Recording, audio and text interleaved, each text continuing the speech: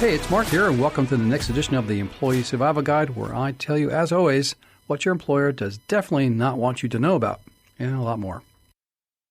Okay, so I want to take a look at this lawsuit between Katie Puris and TikTok. Sure. We've got court documents here, Okay. including Puris's second amended complaint Right. and a court decision that reveals some pretty serious allegations. Yeah. We're talking sexual harassment, retaliation, and even a look into TikTok's relationship with its parent company in China, ByteDance. ByteDance. So, What's interesting about this case is it goes beyond like one woman's experience. right. It raises questions about corporate culture, the influence of international companies in the U.S. data privacy. Exactly. So let's start with Katie Puris. Okay. This is a woman with a pretty impressive resume, worked at Google, Facebook, before she got a top marketing job at TikTok. Okay. And initially, she was really excited about the role, loved building the brand, Mm-hmm. even got to represent TikTok at CES, at a huge tech conference. Yeah. And get this, her team loved her. Oh, wow. Their feedback was super positive, That's great. highlighting her vision, her passion, and leadership skills. It's interesting how that early success makes the later allegations even more stark. Yeah. According to the complaint, things started to change when Puris was moved into a global role, Okay. reporting to executives that were based in China. Interesting. And that's when she claims the micromanagement started. Uh-oh. And she even alleges that there was a kill list, A kill list. and she ended up on it. What does that even mean? Well, it's not a literal kill list, of course. Right.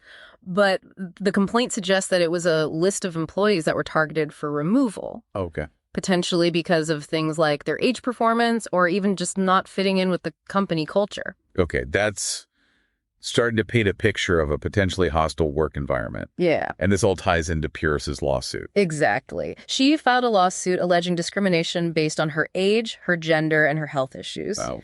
She also claimed that TikTok interfered with her rights under the Family and Medical Leave Act, or FMLA. Now, this is a federal law that protects your right to take unpaid leave for specific reasons, Mm-hmm. like a serious health condition, Right. or to care for a new child without fear of losing your job. So the complaint is essentially saying that TikTok discouraged employees from taking leave, even though it's against the law. That's the gist of it. Okay. The complaint states that there was this culture of discouraging leave, Mm-hmm. which could be interpreted as interfering with those protected rights. Now, where does ByteDance fit into all of this? Right. We know TikTok is owned by ByteDance, a Chinese company. Mm-hmm. But what role did they allegedly play in this whole situation? That's where things get really interesting. Puris's lawsuit dives deep into the corporate structure of TikTok, Okay. claiming that ByteDance had much more control over TikTok's U.S. operations than they've publicly acknowledged. Really? For example, the complaint alleges that ByteDance had a heavy hand in controlling the budget and headcount for Puris's team. Hmm. They micromanaged marketing decisions and even dictated hiring preferences. Wait, they allegedly controlled hiring? What kind of preferences are we talking about? Well, according to the complaint, there was this push to hire younger employees. Hmm. There's even a quote attributed to a male executive expressing a preference for young, fresh talent. Oh, wow. Puris claims that this preference for younger workers created a hostile work environment for older employees like herself. That's concerning. It sounds like they were prioritizing a certain age demographic over experience and qualifications. Yeah. And how does this all tie back to the kill list we were talking about earlier? It's possible that the kill list was a way to target employees who didn't fit this desired mold, Yeah. whether it was because of their age, their gender, or other factors. Remember, Puris was moved into a global role, reporting to executives in China, right before things allegedly started to go downhill. So the complaint is suggesting that the alleged discrimination might have stemmed from ByteDance's influence and their corporate culture. That seems to be the implication. Yeah. Yeah, that's what it suggests. And this raises some pretty important questions about corporate control, Right. data privacy, and the influence of international companies operating in the U.S. Okay. You're really making me think about the bigger picture here. Yeah, So aside from the kill list and the ageism allegations, right. what other examples of discrimination are outlined in Puris's complaint?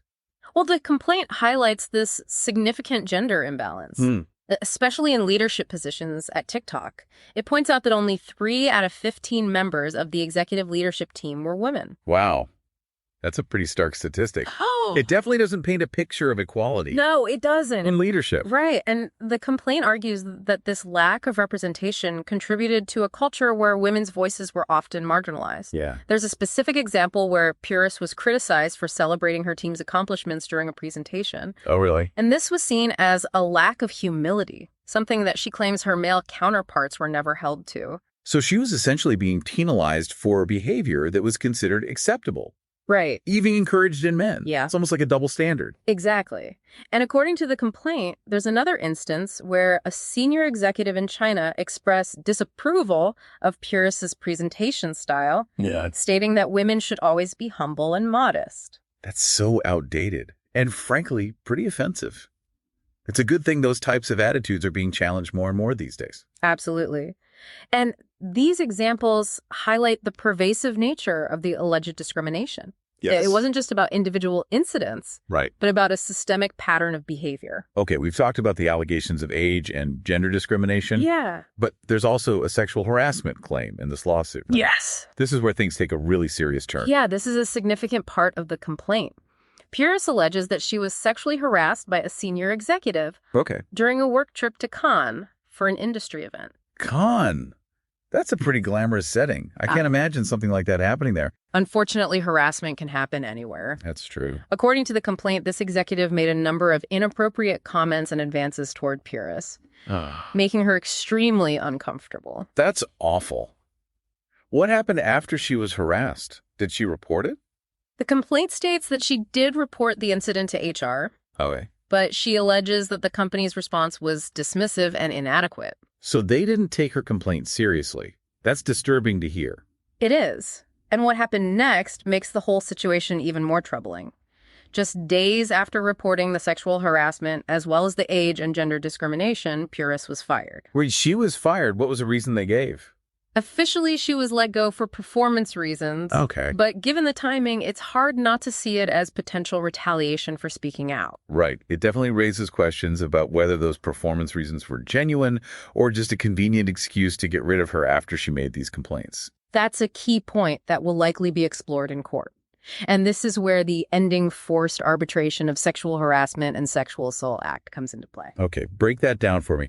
What's the significance of this act? So before this act, companies could often force employees into arbitration to settle disputes like sexual harassment claims.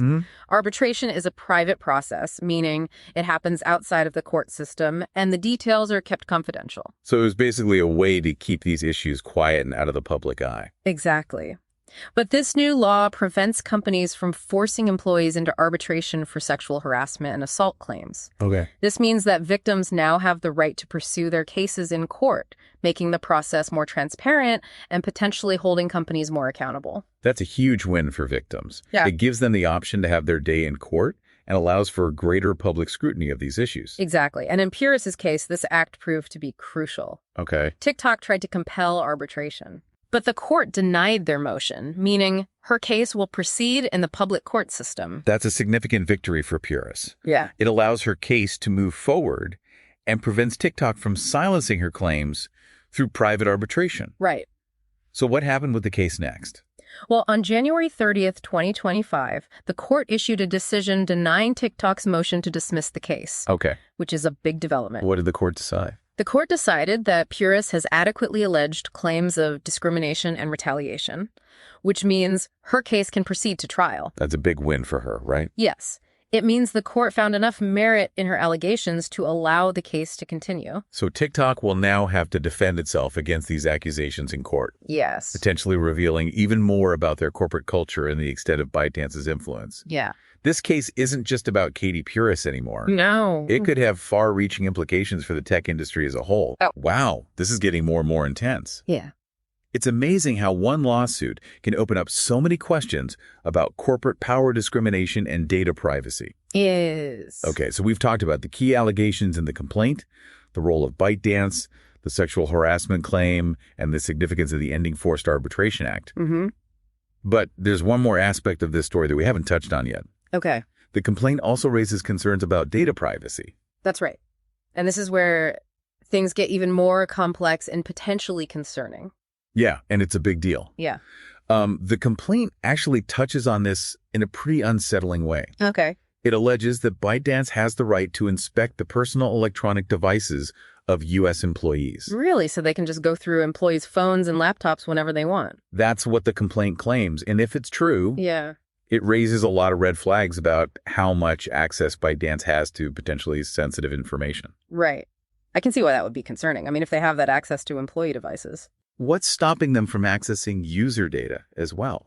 That's the question a lot of people are asking this case, is shining a light on the potential risks associated with a Chinese company having control over a platform that's so popular here in the U.S. Right. It makes you think about all the data that we share on these platforms, our personal information, our browsing history, our location data. Mm-hmm. It's unsettling to think that all that could potentially be compromised. It is, and it brings up broader concerns about data security and privacy in the digital age. I mean, with so much of our lives happening online, we need to be aware of who has access to our data and how it's being used. So this case isn't just about one woman's experience at TikTok. It's about something much bigger. Right. It's about corporate power, data privacy, and the influence of international companies in the U.S. You got it. This case is a wake-up call. Yeah. It's forcing us to ask some tough questions about the companies we interact with, the data we share, and the laws that are supposed to protect us. And where does this all leave Katie Puris? Well, the court's decision to deny TikTok's motions to compel arbitration and to dismiss the case means that her case is moving forward. She'll have her day in court, and TikTok will have to answer for the allegations against them. So it'll be interesting to see how this all plays out. This case has the potential to set a precedent for how companies handle discrimination, harassment, and data privacy concerns in the future. It does, and it's a reminder that we all have a voice and that speaking up against injustice can make a difference. So there you have it. The story of Katie Puris and TikTok is far from over, but it's already sparked important conversations about corporate responsibility and individual rights. It's a reminder that we all have a role to play in holding powerful entities accountable. Yeah, and it's a reminder that no matter how big a company is, they're still subject to the law and to the voices of those who speak truth to power. Absolutely. Keep asking questions, stay informed, and never be afraid to speak up. Your voice matters. If you like the Employee Survival Guide, I'd really encourage you to leave a review. We try really hard to produce information to you that's informative, that's timely, that you can actually use and solve problems on your own and at your employment. So if you like to leave a review anywhere you listen to our podcast, please do so. And leave 5 stars, because anything less than 5 is really not as good, right? I'll keep it up. I'll keep the standards up. I'll keep the information flowing at you. If you'd like to send me an email and ask me a question, I'll actually review it and post it on there. You can send it to mcarey@capclaw.com. That's capclaw.com.